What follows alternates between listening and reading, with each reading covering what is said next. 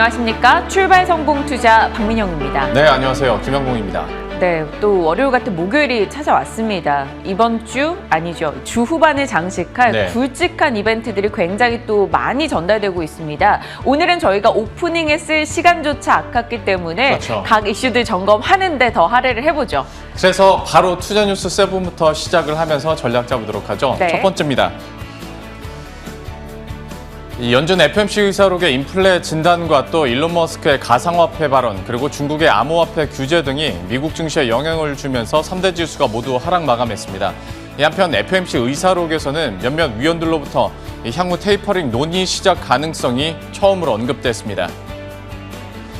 문재인 대통령이 어제 오후 서울을 출발하며 공식적인 방미 일정에 돌입했습니다. 문 대통령은 현지 시간으로 21일 오후에 백악관에서 조 바이든 미국 대통령과 한미 정상회담을 갖습니다.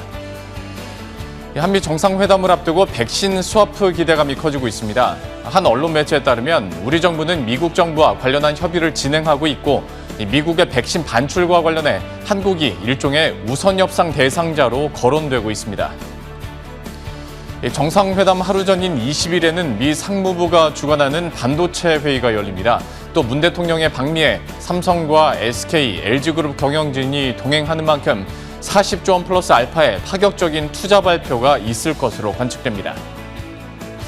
잠시 후에 저희가 다시 한번 정리해드리겠습니다만 FOMC 의사록과 관련된 내용들도 한 번쯤 언급을 해야 될 것 같고 이전에 저희가 화요일에도 한번 정리를 해드린 것처럼 이번 방미와 관련해서 4대 그룹의 대규모 투자 어떻게 나올지도 한번 계속 시나리오를 짜봐야 될 것 같습니다. 그 투자 얘기가 거론되는 섹터 자체가 시장에서 좀 부침이 있었기 때문에 많이 어떤 결과가 나올지 궁금해하실 것 같아요.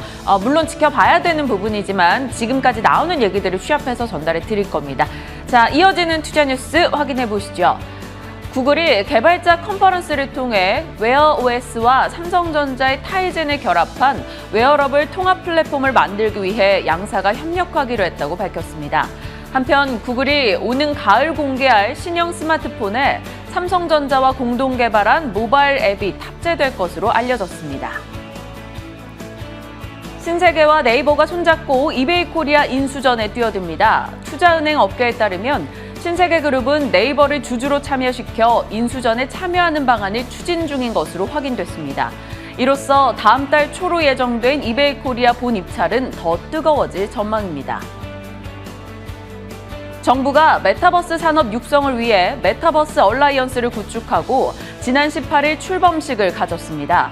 얼라이언스에는 과학기술정보통신부를 중심으로 ICT를 대표하는 유관기관과 네이버, 카카오, 통신 3사, 현대차 등이 참여했습니다. 투자뉴스 7 이렇게 살펴봤고요. 이 중에서도 보다 구체적으로 살펴봐야 될 이슈들 체크해보도록 할 텐데 일단 앞에서 전해드렸던 FOMC 의사록과 관련된 내용들 잠깐만 좀 언급을 해보도록 하겠습니다. 주요 골자 크게 두 가지로 나눠보자면 새로 나온 소식과 기존의 입장인데요. 이것부터 한번 얘기를 해볼까요? 경제가 계속해서 빠른 진전을 보인다면 이 자산 매입 속도 조절을 논의할 계획이다. 이게 왜 의미가 있냐면 코로나 팬데믹 이후 처음이지 않습니까? 테이퍼링을 시사하는 듯한 발언을 내놨다라는 게 시장에서는 이게 좀 충격이 있지 않을까 좀 걱정들은 하더라고요. 그렇습니다. 그리고 여기에는 물론 좀 빠져 있긴 합니다만은 지금 괄호로 쳐져 있는 게 몇몇 위원들의 입에서 나온 거고 조절할 논의 가능성에 대해서 논의를 하자. 그러니까 약간 좀 보고 나서 어쩌라고 라는 느낌을 많이들 생각하더라고요. 그런 느낌인 거고 그리고 밑에서 보시는 이 부분은 사실 지금까지 연준이 계속 취해왔던 스탠스고 앞으로도 조금 더 지켜봐야 된다라는 스탠스이기 때문에 시장에서 물론 영향은 제한적일 수 있겠으나 박 앵커가 얘기를 해준 것처럼 어떤 테이퍼링에 대한 첫 언급이 나왔다라는 것에 대해서 좀 긴장을 할 수밖에 없는데요. 미국의 CPI가 최근 들어서 급등을 흐름을 기록했던 만큼 여기에 대한 이야기가 없었던 건 아니기 때문에 향후에 또 연준 위원들의 입에서 어떤 얘기가 나오는지 계속 지켜보시고 또 오늘 시장에서 이 연준의 의사록을 어떻게 받아들일지 체크해 보셔야 될 것 같습니다. 이슈별로도 체크해 보도록 하죠. 저희가 그 방미와 관련해서 계속 얘기를 해드리고 있고 한미 정상회담에 대한 이야기들을 해드리고 있는데 우리의 경제방송이니까 이번 한미 정상회담 그리고 방미 일정의 주요 키포인트는 아무래도 이걸 다 통틀어서 반도체나 전기차 그리고 자동차 업체들 국내 4대 그룹의 투자 발표가 어떻게 나타날 것이냐 이거일 것 같은데 저희가 지난 화요일에도 한번 정리해드렸던 표를 다시 한번 보여드릴게요. 지금 삼성전자 같은 경우에는 미국의 20조 원 투자 규모 지금 예상이 나오고 있고 네. 지금 기사 보면 거의 기정사실화처럼 얘기가 되고 있습니다. 현대차그룹은 이미 세기를 박았죠. 지금 8조 1,427억 원의 투자를 발표를 한 상황이고 그리고 뭐 LG 에너지 솔루션이나 SK 이노베이션, 삼성 SDI까지 모두 공장 설립을 계획하거나 검토하거나 이미 확정한 곳들이 있는데요. 이걸 다 합치다 보면 40조 원 플러스 알파가 되는 상황입니다. 때문에 여기에 대해서 언제 어떤 형식으로 얼마만큼의 투자 발표가 나올지 여기에 대한 기대감들이 높아지고 있는 상황이고 네. 저희가 그 대미 투자 계획과 관련해서 김진만 팀장한테 그러면 이 많은 종목 가운데서 어떻게 우리가 옥석가리기를 해야 되겠느냐라고 네. 물어봤었거든요. 한번 다음 장을 보여주시면 그때 당시에 삼성전자와 관련된 수혜주로 원희가 EPS 얘기를 해줬고 현대차와 관련해서는 박앵커가 좋아하는 한온 시스템. 그리고 배터리 3사 관련해서는 LNF를 얘기해 줬었거든요. 네. 물론 이 얘기를 해주고 나서 이제 겨우 이 거래일이 지났기 때문에 이게 수익률이 어떻습니다. 흐름이 어떻습니다. 라고 얘기하긴 그렇습니다만은 그래도 굉장히 많이 퍼져 있는 수혜주들 가운데서 또 픽된 종목들이 이것이니만큼 좀 흐름들을 계속 지켜봐야 될 것 같고 여기에 대한 AS도 김진만 팀장과 함께 얘기를 해봐야 될 것 같습니다. 네. 상당히 좀 뿌듯하기도 한 게 출근 전에서 장비주 때 얘기했고 소재주 때 얘기했고 예. 하는 시스템, 공조 시스템 얘기할 때 또 얘기했었기 때문에 그렇죠. 네. 스스로 칭찬을 봅니다. 예, 칭찬합니다. 일단 시장에서 어떤 이슈에 포인트를 두고 있는지 저희가 계속해서 따라가고 있고 네. 또 그와 맞춰 이 전문가들의 전략 종목들도 나오니까 여러분들도 잘 체크하시길 바랍니다. 첫 번째 이슈였고요. 두 번째 가보겠습니다. 이번에는 또 네이버 관련한 소식인데 여기서부터 가보죠. 이베이 코리아 매각 본입 차리 연기됐습니다. 5월 중순에서 6월 초로 미뤄졌는데 그 이유가 바로 가격에 대한 시각 차이 때문입니다. 이베이 측에서는 5조 원은 받고 팔겠다라는 것이고요. 매수자들 입장에서는 2조에서 3조 정도 생각하고 있는데 너무 비싸. 여기서 오는 시각 차이가 생기면서 입찰이 연기된 상황이죠. 그럼에도 불구하고 이베이 코리아 관심이 굉장히 높습니다. 각 유통업계에서는 이베이 코리아를 내가 가져가고 싶어라는 욕구를 많이 드러내고 있는데요. 그 이유가 무엇인지 보죠. 왜 지금 이베이 코리아에 대한 관심이 집중되어 있나 넘겨보겠습니다. 지난해 기준인데요. 이커머스 시장의 거래액입니다. 네. 보시다시피 네이버 쇼핑이 27조 원, 쿠팡 22조, 이베이 코리아가 20조입니다. 롯데온이 7조, 쓱닷컴이 4조 정도예요. 거래액 규모가. 네. 그러면 이베이 코리아를 들고 가는 쪽은 보시다시피 좀 압도적인 점유율을 차지하게 되잖아요. 거래액 기준으로.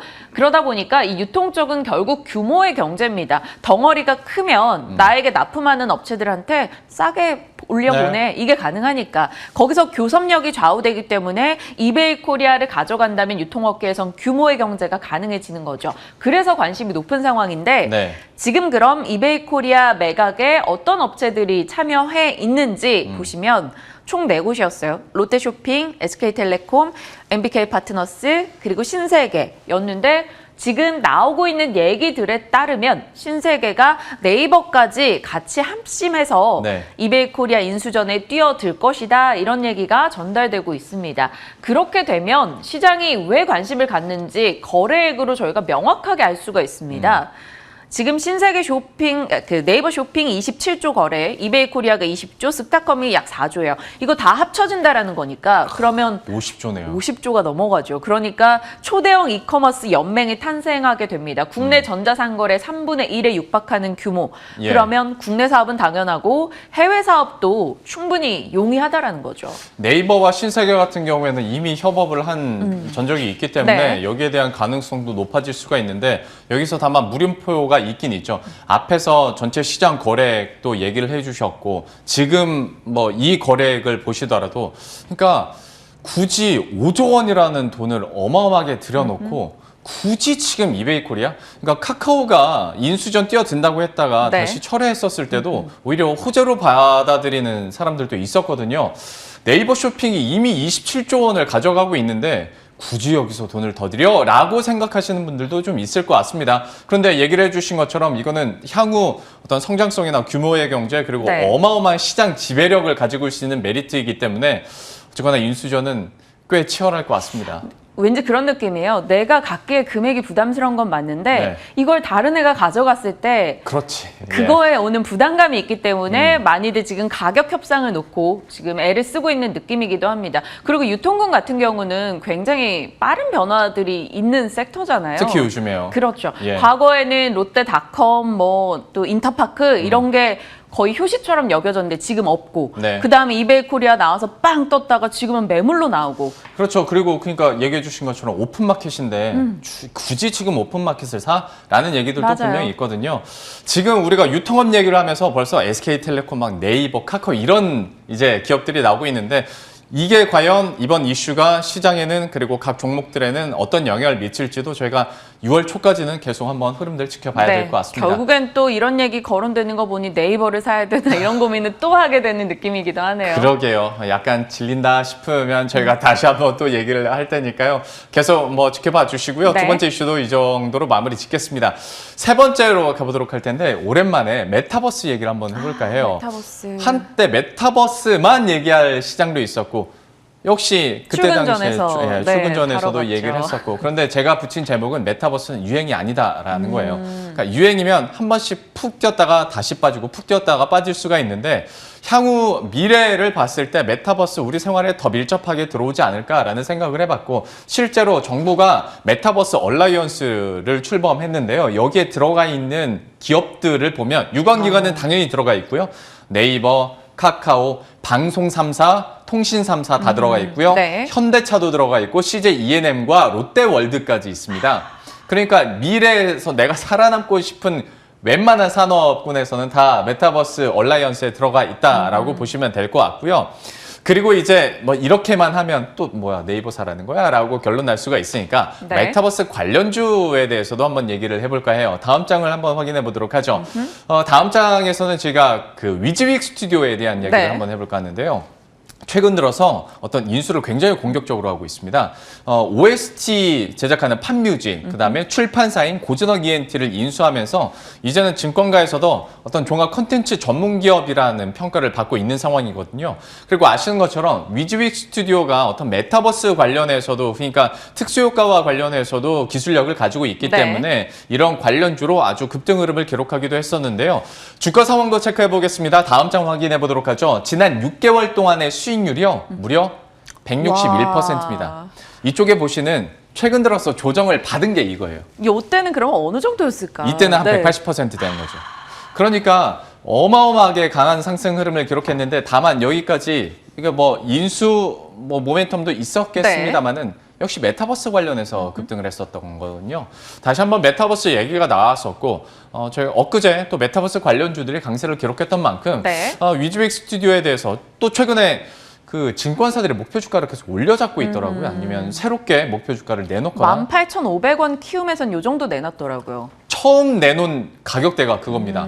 그리고 또 상향 조정에서 뭐 14,000원대도 그러니까 괴리가 좀 있긴 합니다만은 그래도 메타버스 관련주 그리고 위즈윅 스튜디오에 대해서는 앞으로의 흐름들도 계속 지켜보셔야 될 것 저희 같습니다. 뒷코너 이 매매 기술에서 이 계속 추천주로 거론이 됐었던 종목이 한빛소프트 17일에 나왔었고 그리고 또 선익 시스템도 저희 시간대 거론이 됐었는데 그들 종목 역시도 막 하루 만에 상한가 가고 급등이 수익을 달성을 해주기도 했거든요. 예. 그만큼 메타버스 관련한 이슈, 관련한 종목들의 탄력도가 굉장히 크게 나타난다라는 게 시장의 관심이 얼마나 밀집돼 있나 이런 생각도 들어요. 그렇습니다. 저희가 하루 쉬는 사이에 참 여러 가지 이슈들이 나왔는데 아무래도 가장 핫한 건 다시 한번 뭐 말씀드리지만 한미 정상회담 그리고 여기서 나오는 미국 상무부의 반도체 회의가 아닐까 싶습니다. 네. 관련한 내용들은 저희가 계속해서 업데이트해 드릴 테니까요. 안심하시길 바라겠고 어떤 종목별 전략을 이제 김지만 팀장과 얘기를 해야 되는데 오늘 긴 사정으로 부득이하게 지금 갑작스럽게 참여를 못 해주시는 상황이 됐습니다, 네, 여러분. 그래서 이 부분은 좀 양해 말씀을 드려야겠습니다만 대신 여기서 못 짠 전략 다음 코너에서 저희가 다 채워드릴게요. 예, 저희 다음 코너를 통해서 시장 전략과 각 이슈별 전략 세워드리도록 하겠습니다.